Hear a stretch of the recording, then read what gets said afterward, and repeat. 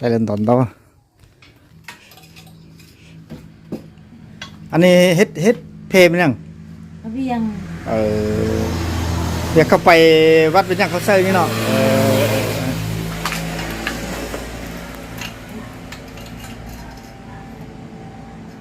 โอ้เดี๋ยวนี้ผู้สั่งเฮ็ดนี่มันไม่น้อยแล้วโอ้เนาะ ตอนเตาเนอะนะ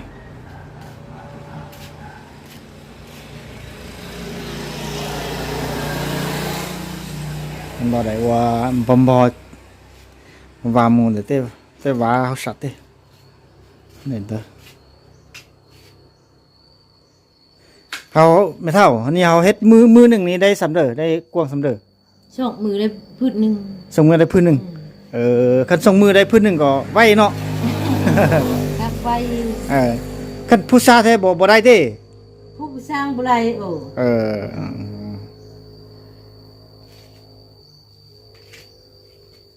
กันผู้เป็นผู้สร้างนี่เขาเบิ่งเขาเฮ็ดก็คือง่าย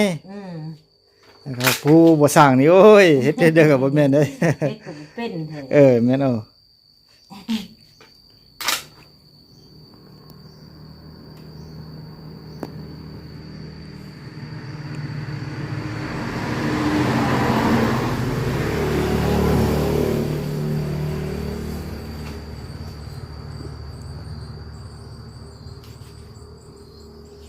ไฟเนี่ยเราซื้อมาเฮ็ดเองอ่ะจ้างเฮ็ดของเพิ่นไทยของไทยเมือง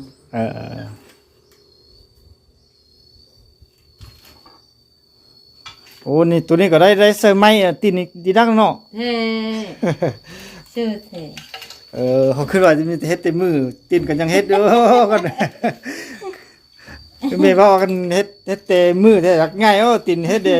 ตีนได้มือได้โอ้แม่นแล้วล่ะ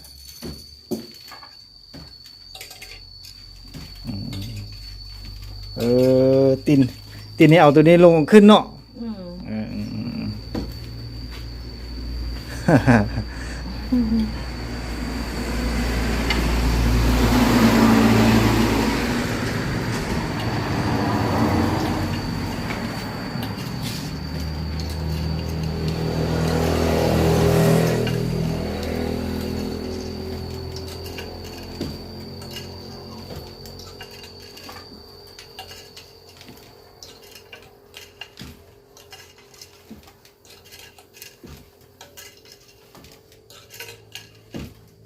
ถ้าสร้างเป็นนี่คือให้ไว้กันผู้ประสร้างให้ซาวเนาะ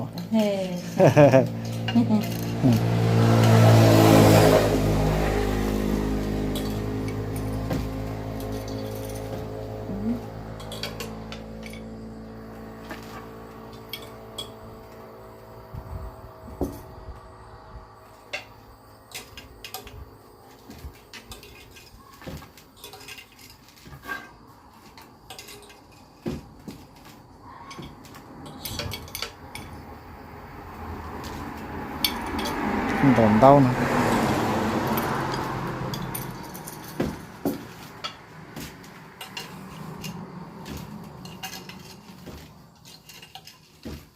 ไปเบิ่งเด้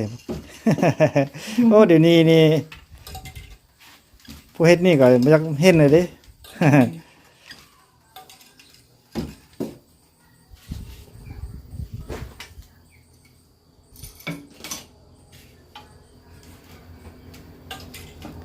nó sụt tờ thế sụt tề thế sụt tờ đó tờ mà phải ship bảo đấy à có tuần được tờ còn một bộ lon thế đó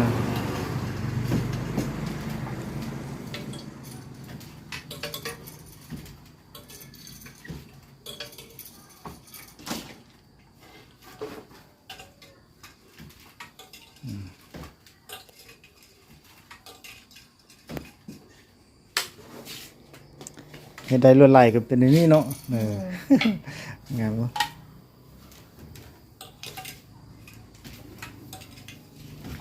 ถ้าเดินเล็กเบิ่งเลยไม่เท่าเลย